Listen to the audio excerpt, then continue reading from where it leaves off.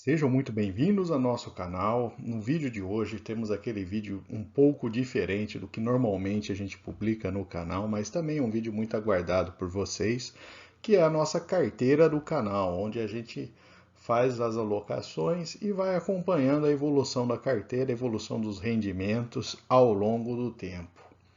Confira que temos dois ativos novos nesse mês. Foram duas alocações com foco nosso, né, buscando aí uma carteira para geração de renda.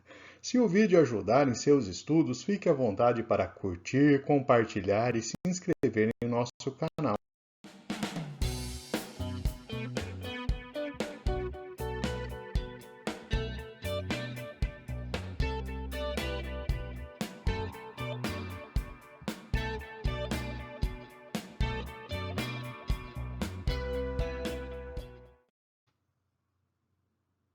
Vou passar rapidamente pelos critérios, né, e objetivos da nossa carteira, se você é novo por aqui, né?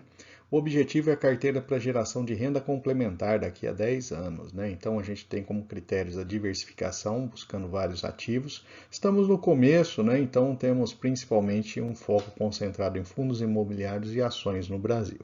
Mas a nossa ideia é buscar aí uma carteira bem diversificada. Controle de risco, então a gente deve buscar ativos de risco, mas somente com a intenção de buscar um rendimento melhor, né, na carteira e dar um upgrade na capacidade de geração futura. Foco em renda, então são ativos que possuem bom histórico, né, e boa perspectiva de pagamento, né? E aportes constantes, todo mês a gente faz os nossos aportes nessa carteira, a gente está naquela fase de construção da carteira em que começamos a ter uma renda dos nossos investimentos que vai criando aquele movimento de bola de neve, né? Vamos trazer então o que a gente teve de movimentação esse mês. A gente fechou o mês anterior, né, com um saldo de 9,63 na nossa carteira. A gente alocou quase todo o nosso dinheiro em ativos, né? Ao longo do mês tivemos aí 3 fundos imobiliários pagando proventos, né? E que no final, né, a gente ficou ali com um aporte de 5 mil com 5.107,80 para fazer o investimento. Então tivemos aí quase R$ 100 já de rendimentos na nossa carteira. Se você tiver dúvidas, né, como é que a gente chegou nisso, as alocações que foram feitas, temos a sequência de vídeos aí da nossa carteira do canal. Basta ir acompanhando que você vê a forma como foi sendo montada a carteira. E como sempre fazemos, vamos escolher dois setores, né, para fazer a alocação. O primeiro deles, a gente vai olhar para as ações, a gente vai pegar uma ação de banco, que é um setor resiliente, que tem normalmente histórico de bons resultados, e uma ação com bom histórico de dividendos. E para completar o nosso aporte, a gente vai fazer o investimento num fundo imobiliário urbano. O que a gente está chamando de urbano são fundos que investem em varejo geral, é, imóveis educacionais. Vamos incluir na comparação ali no nosso critério de seleção agências bancárias também, para a gente dar uma olhada, ver se vale a pena eventualmente investir. Então, foi um setor que a gente escolheu, buscando um fundo de grande porte, que tem bons pagamentos de dividendos e dividendos crescentes. Então, vamos dar uma olhada nessas características para fazer a nossa seleção do fundo imobiliário. Vamos começar então trazendo algumas informações dos principais bancos do Brasil. Selecionamos os 5 maiores, uma observação Itaú e Itaúsa, a gente colocou lado a lado para comparar justamente as duas ações, que são duas formas de você investir no Banco Itaú. Uma vez que a Itaúsa ela tem uma participação relevante dentro do seu patrimônio que é composta pelo Itaú, né? Então, é uma forma de investir indiretamente no Itaú. Temos aqui Bradesco, Banco do Brasil, BTG Pactual e Santander. Então são os principais bancos do país. Começando pelo Bradesco, o Bradesco ele teve queda de 4% nos lucros nos últimos 5 anos, né? E um ROI bastante baixo ali comparado com os principais bancos. Então, considerando essa informação, optamos por tirar o Bradesco, né, não ser uma opção viável para a gente. O BTG Pactual, apesar de ser um banco que tem crescido muito, né, a gente percebe ali uma margem alta, né, mas ele paga um dividendo mais baixo, de 2,3%, e a sua relação preço-lucro é o mais alto do grupo. Então, por ser uma ação que tem pago poucos dividendos, optamos pela exclusão dele também. Já o Santander, quando a gente compara o ROI dos bancos, né, então temos aqui os principais bancos, a gente observa que o ROI dele fica muito parecido ao Bradesco, então num grupo aí inferior, né, os demais ali acima de 17, 18, 20% de ROI e Santander e Bradesco com 8%. Então, por esse indicador, optamos por tirar o Bradesco, o Santander, da lista nossa de opção. Portanto, ficamos ali com uma disputa concentrada entre Banco do Brasil e Itaú. Olhando os dividendos do Banco Itaú, né, temos aqui um histórico mais longo, desde 2007, comparando com a Itaúsa, né, então a gente observa que o pagamento de dividendos da Itaúsa, ela de certa forma reflete um pouco a curva de pagamentos que foi feita pelo Itaú. Então, é uma questão de decisão, né? Investir em uma ou outra ação.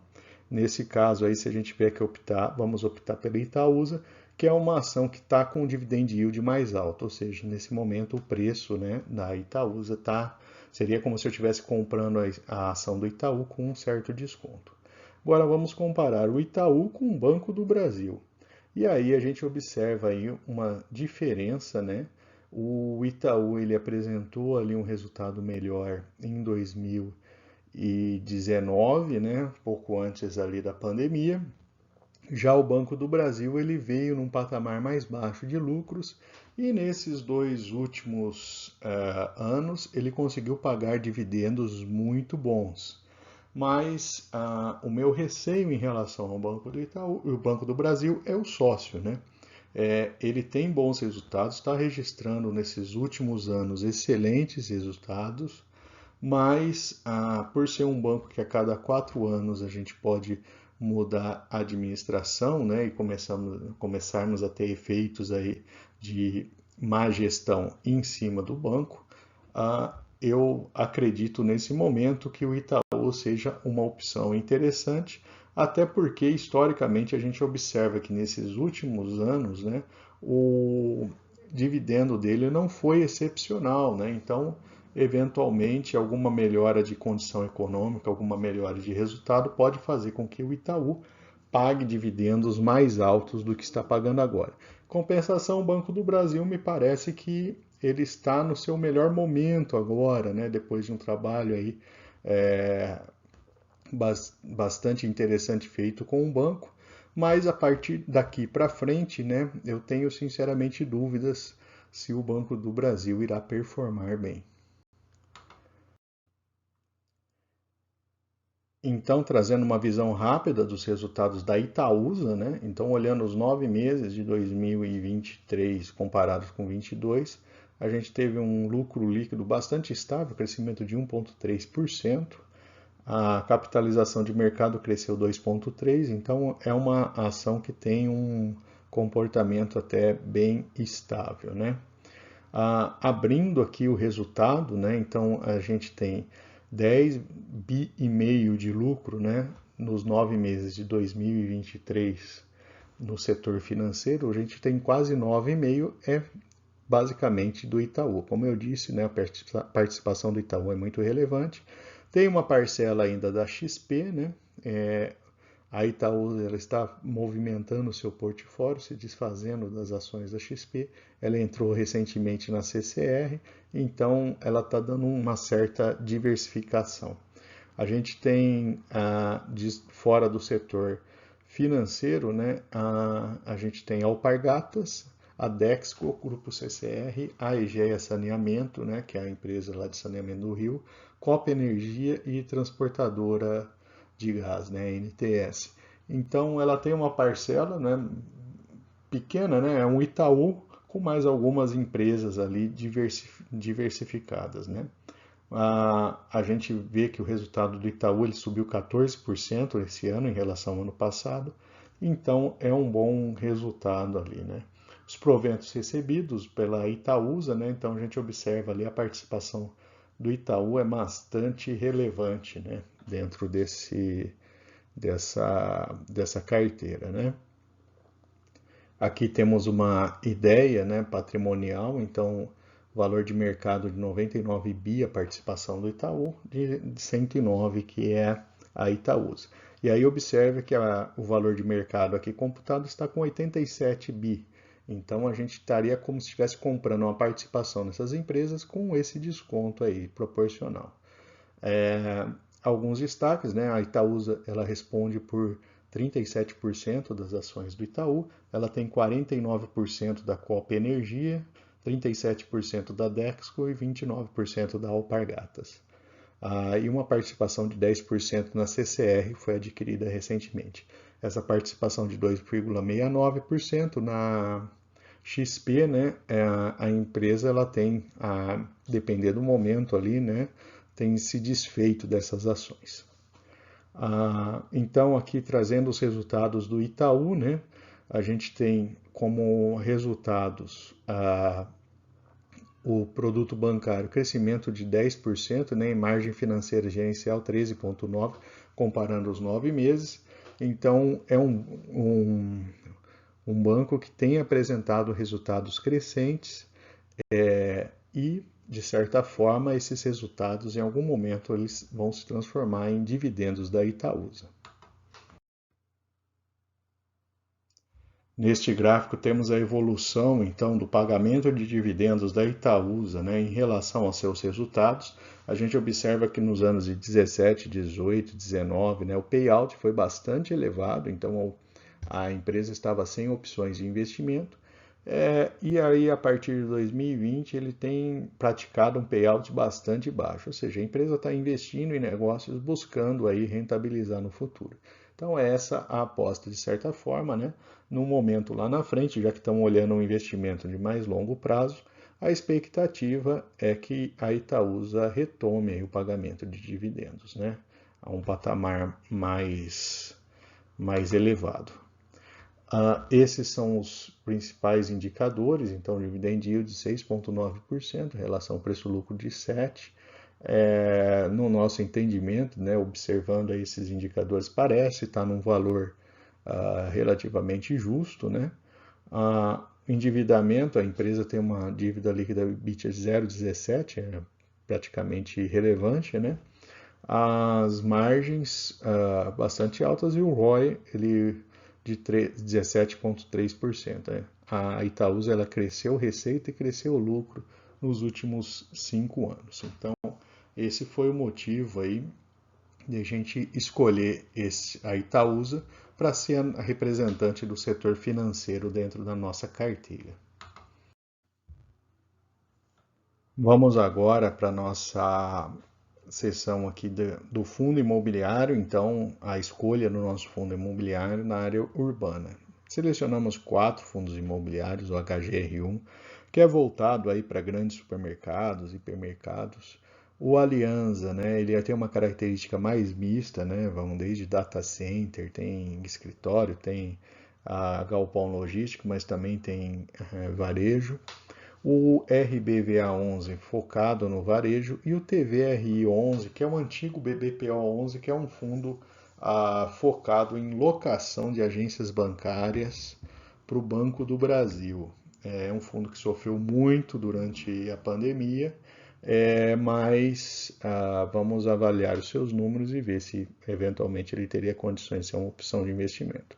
Começando por ele, né, a gente observa ali que o dividendo e o valor nos 3 anos apresentou uma queda importante. O que mais preocupa é a queda dos dividendos.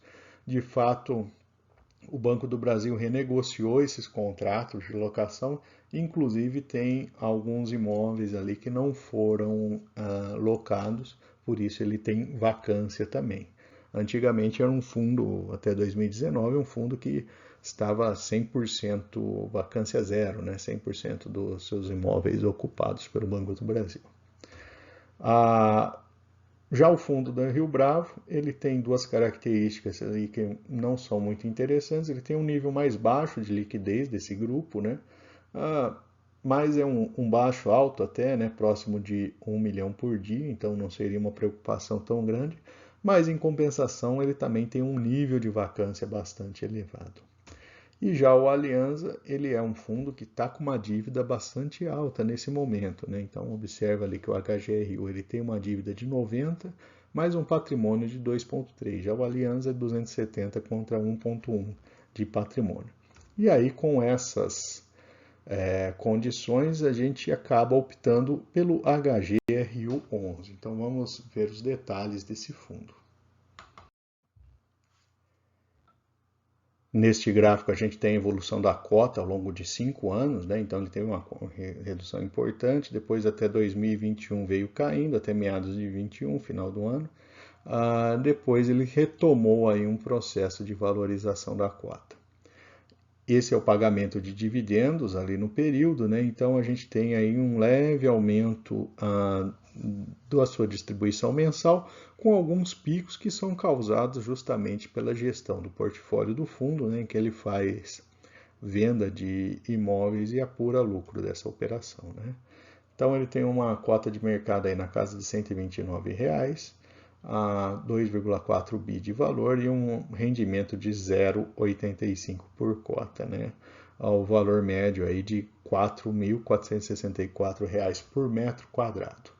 Uma área bruta total locável de 432 mil metros quadrados. Então esse é o fundo que a gente está investindo. Trazendo então o histórico, né? Como comentei, né? A gente tem ali em azul escuro a receita da locação no gráfico, mas ganhos de capital momentâneos ali em que o fundo ele faz uma distribuição atípica dele, justamente pela apuração do lucro no seu portfólio. Essa é a distribuição, né? Então é um fundo ali que ele tem uma participação relevante no estado de São Paulo, 66,9%, seguido do Paraná, Minas Gerais e Rio de Janeiro. A gente tem ali uma participação relevante na área de varejo alimentício e varejo vestuário em São Paulo, depois a área educacional São Paulo, varejo alimentício Paraná e educacional Rio de Janeiro. Então são esses os principais áreas que o fundo atua. Os vencimentos são contratos longos, a 92% depois de 2027, e os locatários, a maior participação é o Carrefour, com quase 40% do total, e Dux, né, a empresa de educação, com 17,9%, e 17,8% da Pernambucanas. O fundo está fazendo a gestão ativa do portfólio nos imóveis da Pernambucanas, né, então tem reduzido a participação dela aí no seu portfólio. Ele tem 32% quase na área educacional, 47% varejo alimentício e 19% varejo vestuário. Essa é a composição. Quase 81% são contratos atípicos. E aí ele tem também, né, como tinha detalhado na outra tabela, um saldo devedor de 90 milhões num CRI que está indexado a IPCA mais 6,5%. E essa é a curva aí do instrumento, né? Não chega a preocupar, já que o valor, proporcionalmente para o porte do fundo, não chega a ser tão alto assim. Vamos detalhar então o aporte nesses dois ativos. A gente fez a alocação de 235 ações da Itaúsa e TSA4 a 9,08. Então aplicamos aí R$ 2.100 aproximadamente e 23 HGRU 11 a 129,30. Aplicamos aí a 2.900, quase R$ 3.000 do dinheiro que a gente tinha em conta nesse ativo. Temos então a visão da carteira do canal, então temos aí 8 ativos no total, 4 ações e 4 fundos imobiliários. A vantagem nos fundos imobiliários é que eles já estão gerando renda mensal, né, dentro dessa carteira, né? e as ações elas complementam essa renda com pagamentos aí esporádicos, né? Tivemos aí a valorização de 22% nas ações da Vivo e 12% da Sanepar em relação ao preço que nós pegamos, mas como o foco é a geração de renda, né, ainda não está no momento de eventualmente a gente vender e apurar esse lucro nessas ações. A gente vai aguardar mais um pouco. Então, essa é a composição da carteira, né? Então, temos aí todos os ativos e estamos aí, né, com uma situação em que fizemos R$25 mil de aporte, temos um valor em carteira hoje de mais de 26 mil, né? Então, no cômputo geral, a carteira está apresentando um resultado interessante. A renda mensal dos fundos imobiliários, especialmente de R$118, e ficamos com um saldo de somente 10 centavos. A vantagem da ação da Itaúsa é que ela tem um valor mais baixo, então conseguimos alocar bem aí nosso dinheiro, ficamos com um saldo de só 10 centavos. Espero que o vídeo tenha agregado valor, tenha te dado novos insights em investimentos e ficam as opções ali de estudos adicionais para você trabalhar em sua carteira também. E se você gostou do vídeo, fique à vontade para compartilhar ele, se inscrever no canal se não for inscrito e fica livre também para qualquer comentários ou sugestões que tenham para ser colocadas aí na aba de comentários do vídeo.